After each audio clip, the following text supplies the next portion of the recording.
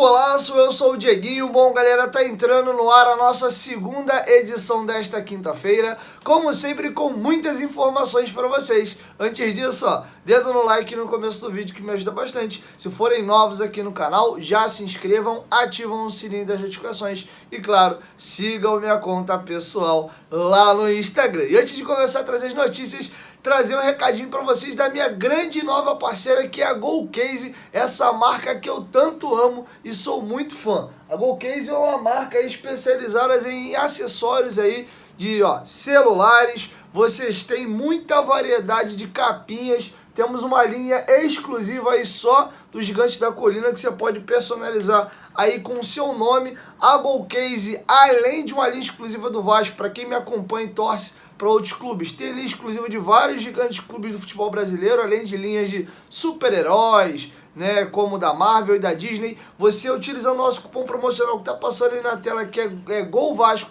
vocês ganham cupom aí, desconto adicional no seu carrinho, frete grátis. E comprando duas capinhas maravilhosas, você leva mais duas. Comprou duas, você leva 4. E não é só capinha de celular. A Golcase trabalha, por exemplo, com garrafinhas térmicas, mochilas, temos também carregadores portáteis, enfim, a variedade é muito grande. E são produtos licenciados e oficiais. E óbvio que o Vasco ainda ganha royalties com a venda desses produtos, beleza? O link tá aqui, ó, na descrição do vídeo, tá passando aí o QR Code na tela também. Compre lá os seus produtos da Golcase e tire essa bela onda aí, porque a Golcase chegou para ficar. Golcase, parceira do canal Futebolaço. Bom, galera, dito isso, vamos aí começar falando um pouco dessa semana, falando um pouco de possíveis mexidas no time do Vasco e, por que não, da base, de crias da base e de mercado também de transferências. Primeiro, eu gostaria de trazer para vocês uma publicação de agora a pouquinho das Astovas, né? As Astovas é quando as principais organizadas do Vasco se juntam para fazer um movimento coordenado. E eles informaram, vou ler para vocês aqui, vou trazer uma informação de bastidor muito legal, que vão dar uma trégua nos protestos nessa semana, porque o foco vai ser apoiar o time para o clássico contra o Flamengo. Vocês vão ouvir aqui a seguinte nota publicada pela Força Jovem e também por outras organizadas juntamente em conjunto como as Astovas. Vou deixar passando para vocês a foto e vamos lá.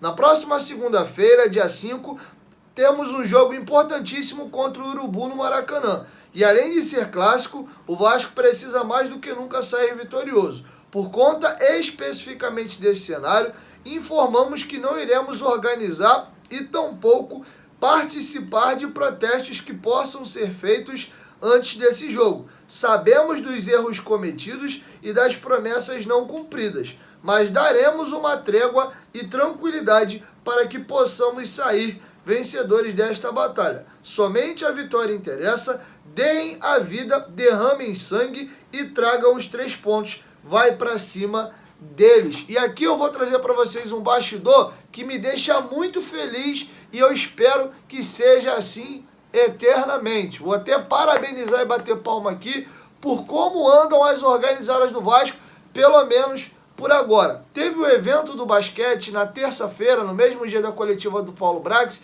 e eu fui à noite à sede náutica da Lagoa. Trombei grandes amigos, muito vascaíno lá, e estando lá, bati um papo muito longo com os cabeças e os presidentes das principais organizadas do Vasco. Bati um papo longo com o Marcelinho, com o Fabinho, da Força Jovem, troquei um papo longo também com o Pablo, que é o presidente da Ira Jovem, e inclusive, lá eu não tinha essa informação, fiquei sabendo que a presidência das Astovas é formada, que é quando juntam todas as organizadas, pelo Pablo da Ira Jovem, junto com a rapaziada da Força Jovem, e a relação tá ótima. Inclusive eles estavam juntos lá, trocando ideia, a gente bateu um papo sobre a coletiva, conversamos ali o que a gente achou, o momento do clube, a questão da 777, e tava lá o pessoal de várias organizadas, tava todo mundo junto lá, e assim, a galera super unida ali, e é legal ver esses movimentos coordenados, inclusive os protestos que aconteceram. Eu até mencionei que vi muito em 1970,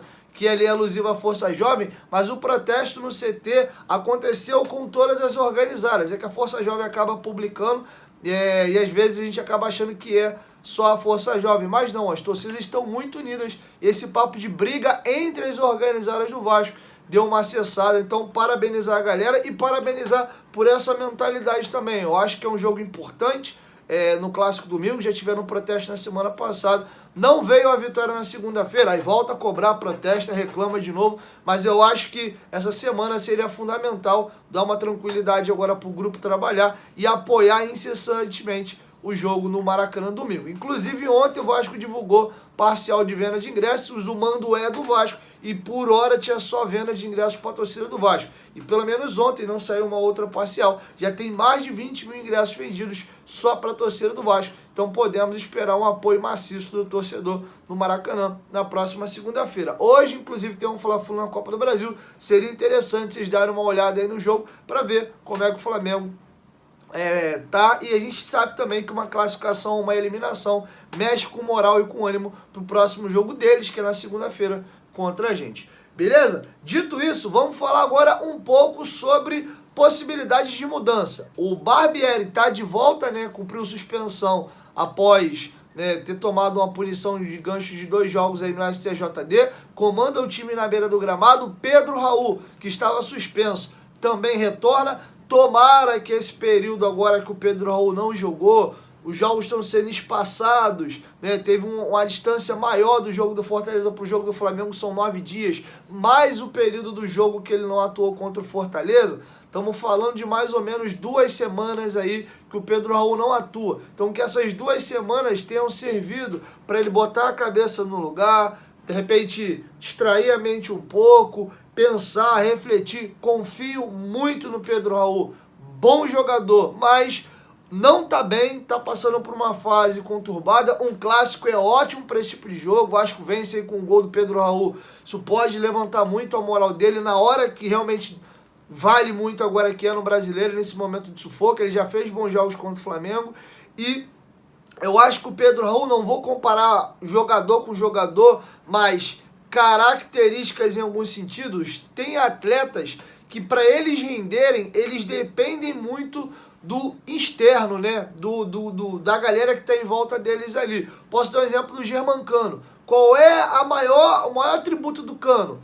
Bom posicionamento e poucos segundos e poucos toques para finalizar, e bem, muitas das vezes até de primeira. Mas para o Germancano tá bem posicionado e finalizar, e para ele dar pouco toque na bola, a bola tem que chegar. Ele não é um cara que dribla 1, 2, 3, é um cara velocista, um cara que sai da área para armar jogo. Ele faz até isso vez ou outra, mas a grande característica dele não é essa. Se a bola não chega, ele acaba minguando, né? E o Pedro Raul, né, não tem as mesmas valências no nível que tem o Germancano, mas é um jogador mais de fazer pivô, de finalizar. Ele não é esse cara que, né, constrói tanto assim fora da área. O Vasco tem criado muito pouco. Então o Pedro não está no bom momento, mas o coletivo também acaba não ajudando. Então tomara que o Pedro volte no bom momento. Falando em bom momento, quem está num excelente momento no Mundial é o Marlon Gomes. O Marlon Gomes tem 1 gol, 2 assistências, e os números dele na competição são números incríveis, considerando todos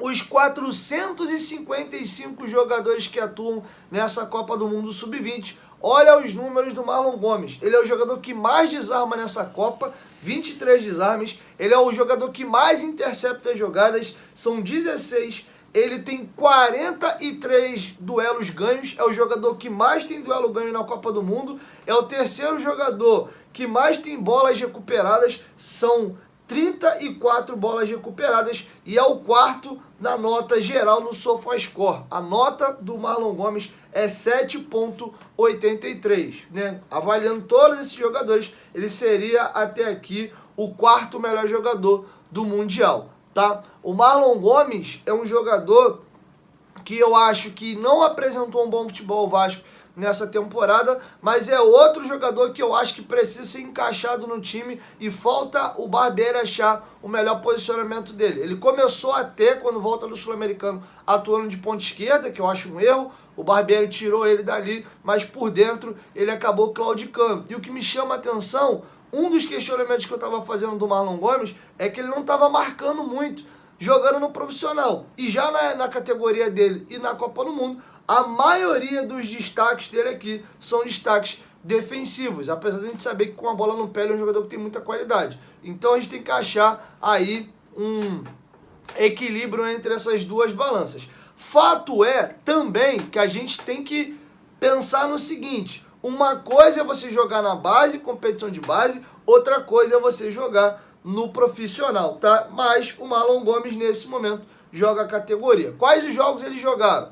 Copa do Mundo fase de grupos, seleção italiana, nigeriana e República Dominicana. O Brasil avançou. Nas oitavas de final agora, o Brasil eliminou a Tunísia, tá? Então esses foram os adversários do Brasil até aqui. Nas quartas vai pegar a seleção de Israel. Então de primeiro escalão no futebol mundial, a seleção jogou apenas também contra a Itália, tá bom? Eu vou deixar com vocês um depoimento do Marlon Gomes ao site da CBF após essa eliminação aí, ou melhor, classificação da seleção contra a seleção da Tunísia nas oitavas. Falei no vestiário que a gente ia ter chance de matar o jogo. Tivemos essa chance e conseguimos ser efetivos. Foi um jogo muito atípico com um a menos. Fico feliz pela minha partida individualmente e de toda a equipe. Conversamos com a comissão que a gente ia ter que se adaptar o mais rápido possível e estamos conseguindo implementar o trabalho do Ramon. Essas foram aí a fala do nosso volante Marlon Gomes, tá? Um jogador que está muito valorizado e é possível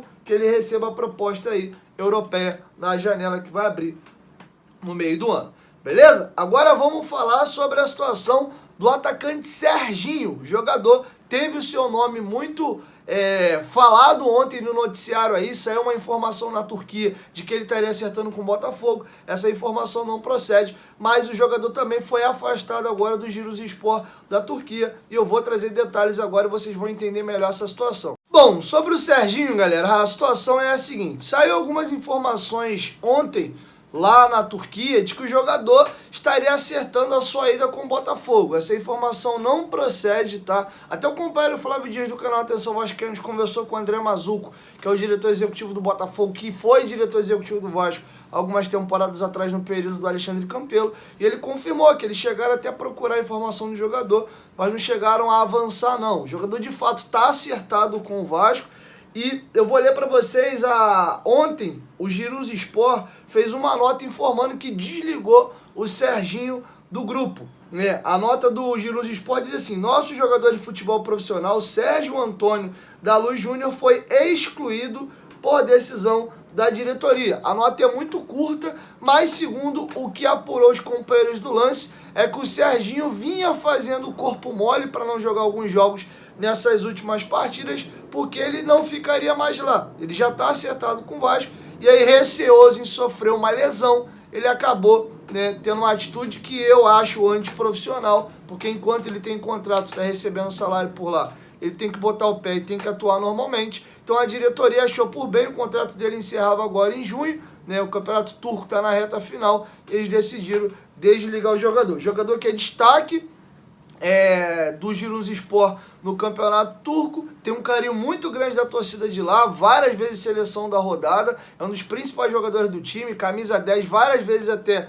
ostentando a braçadeira de capitão, mas essa atitude irritou a diretoria do Giresunspor, que decidiu desligar o jogador. O jogador tem contrato aí até final de junho, foi desligado, tá livre, ou seja, pode até ser que o Serginho pinte aqui no Rio de Janeiro até lá já para a semana que vem, tá? Seria importante a ambientação, ele chegar, treinar com o grupo, já ir treinando para dia 3, quando a janela abrir, ele estando inscrito e regularizado, ele já poder atuar, tá? Mas confesso que esse tipo de atitude não acho legal, não acho bacana, e aí pau que dá em Chico, dá em Francisco, nada me garante amanhã depois ele ter uma atitude dessa com o Vasco da Gama também, beleza? Então é isso, galera, essas eram as informações que eu tinha para trazer para vocês nesse vídeo, muita informação, muita novidade, e aí eu aguardo vocês na nossa próxima edição. 8 da noite estaremos ao vivo lá no Futebolaço Podcast, vamos discutir aí a situação um pouco mais do Vasco, o clássico Fla-Flu, a eliminação do Botafogo ontem também na Copa do Brasil, mas enfim, é isso. 1, 2, 3, Futebolaço, tamo junto família, qualquer momento, quem volta Vasco, tamo junto, valeu!